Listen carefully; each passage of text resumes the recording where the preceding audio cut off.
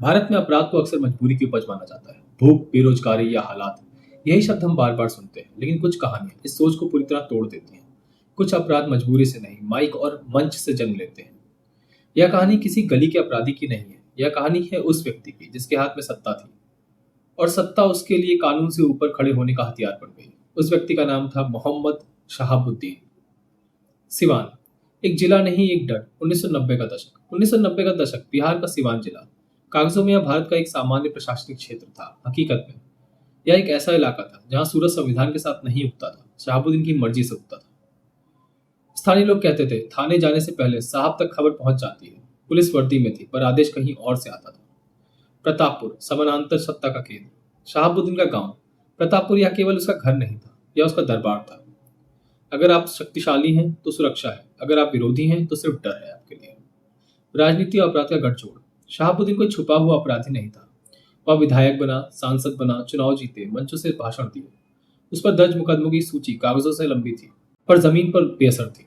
हत्या, अपहरण, फिरौती, AK-47 जैसे प्रतिबंधित हथियार। लेकिन हर केस में या तो गवाह पलट जाते थे या सबूत गायब हो जाते। कानून उसके घर तक पहुंचता था, लेकिन फिर खाली हाथ वापस आ जाता था। डर का मनोविज्ञान। यह सिर्फ गोलियों का डर नहीं था, यह था परिवार को नुकसान पहुंचाने का डर, बच्चों को स्कूल भेजने का डर, बोलने का डर। गवाह जानते थे अगर उन्होंने सच बोला तो अगली सुबह वे जिंदा मिले या भी तय नहीं है। यह डर व्यक्तिगत नहीं था, यह सामूहिक था। 2004 तेजाब कांड। साल 2004 में सिवान के इतिहास का सबसे काला अध्याय लिखा गया। सतीश राज और गिरीश राज, दो भाई। उनकी गलती क्या थी? उन्होंने गवाही देने की हिम्मत की। उन्हें अगवा किया गया और उनके पिता चंदा बाबू को बुलाया गया। जो हुआ उसे शब्दों में कहना कठिन होगा। उनके बेटों को उनकी आंखों के सामने तेजाब से डालकर नहला दिया गया। कोई गोली नहीं, कोई त्वरित मौत नहीं। यह हत्या नहीं थी, यह सार्वजनिक आतंक था। एक संदेश। सिस्टम की चुप्पी। शव कभी नहीं मिले, पुलिस फाइलों में सबूत अपर्याप्त मिले गए।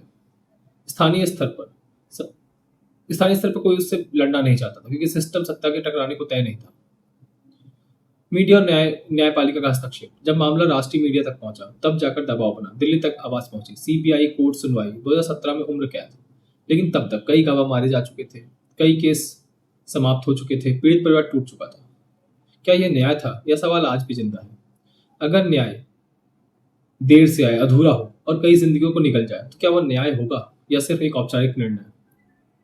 2021 कोविड-19 तिहाड़ जेल में शहाबुद्दीन की मौत हो गई। उसकी मौत के साथ कई केस खत्म हो गए, कई सच दब गए, कई सवाल हमेशा के लिए बंद हो गए। शहाबुद्दीन अब नहीं है, लेकिन सवाल आज भी हमारे सामने खड़ा है। क्या भारत में कानून सच में सबके लिए समान है, या सत्ता की चादर ओढ़कर कोई भी कानून से बड़ा बन सकता है? यह कहानी सिर्फ एक आदमी की नहीं है, यह कहानी है हमारे सिस्टम की प्रतीक्षा की।